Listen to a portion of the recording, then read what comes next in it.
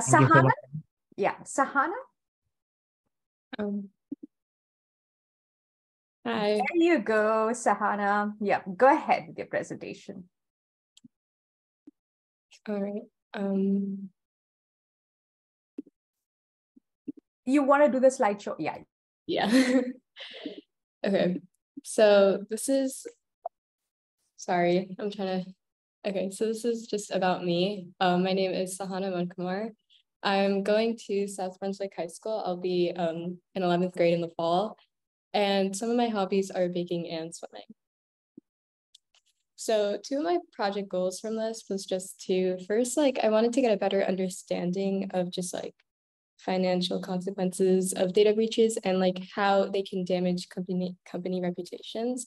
And also just in a society factor, in my life, I see how people around me are affected from data breaches, how some people just are constantly overworked in companies due to data breaches and how they have to fix them, but also how the significance of just keeping your personal information safe from malicious attackers. So my process of doing this was I learned about different cyber attacks with Dr. Prasad in his classes, and then I learned how research papers are written just using different examples with Kocho, and then I got to choose a topic in which I thought about doing something with data breaches. Then I began to research how they affect companies and consumers, and I started to make a rough little outline. And then I got to implement all of my research into a rough draft.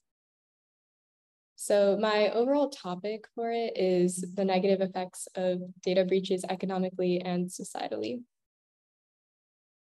So this is just a few things that I learned during this time. So first, with data breaches are basically just malicious cyber attacks that attempt to expose user data without consent. They can affect corporations societally and economically, and all of this can lead to financial loss, identity theft, and damage to company reputation, like I said before. So these are just some key types of data breaches that Dr. Prasad went over with us. There are DOS attacks, and these are usually they are used to cover up other cyber attacks. So they happen simultaneously, where an hacker will use a botnet to overflow network traffic, and that'll just force networks to go down. And then we also talked about DDoS attacks. And these are just DOS attacks, but they use multiple computers together to overflow networks. So it's just a lot of power at once. And then phishing attacks, which I think that we all have seen at one point, where hackers will basically disguise themselves as trusted networks to get your information. So they'll pretend that they're part of a company wanting your credit card information when really they want it for malicious intents.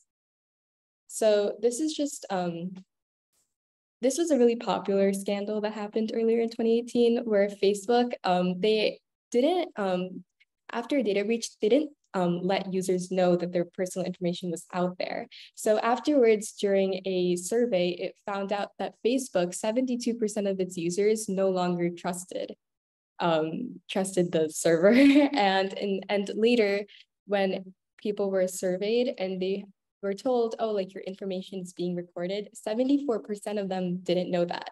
And that led to the Delete Facebook movement, which became really popularized after the 2018 scandal. And this led to the second quarter profit falling below what analysts expected, according to the CEO of Facebook.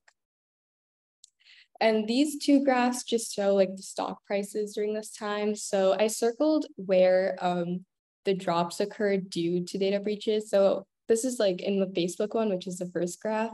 It was just during 2018 in April, they had the first drop when the data breach was first said. But then when they announced to the public, they had found out about the data breach earlier in 2015 and they kept it a secret. You can see the really big drop, and that's in right around September, I would say. And then the second graph is about Equifax. This is just a popular data breach because of how bad the stock market was affected from it. They announced it right away, except it affected them really badly. And you can see with that really large drop right after September 1st. So these two just really show like how the economy is affected by data breaches, in my opinion.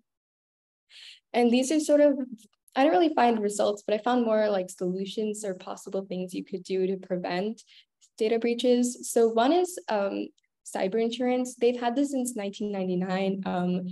A popular cyber insurance company is AIG. What they do is it's sort of insurance. So you pay them and they will protect your websites or networks, except it's not completely foolproof because obviously hackers can still hack, they can still attack your networks, and also they might never attack you and you might just be wasting your money.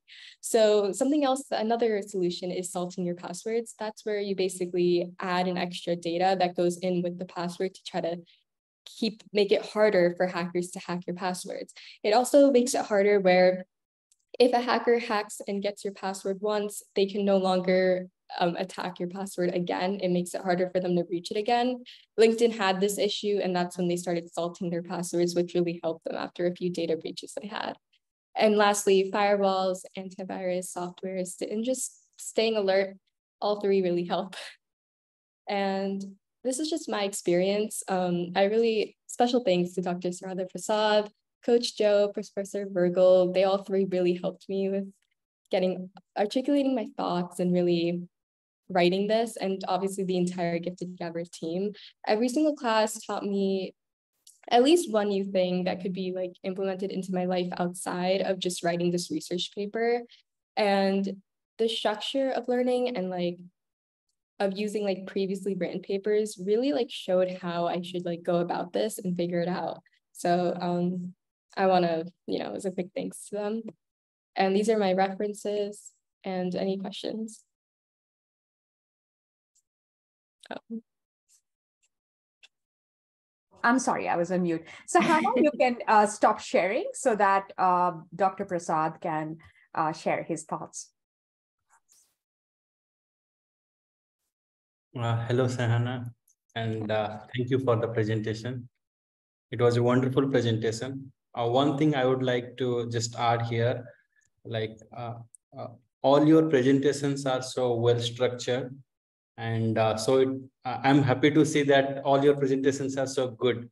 So instead of writing all the information that you are going to say, we need to always specify little information in the slides, and we should express it in our thoughts. And I'm very happy that all of you are doing very well.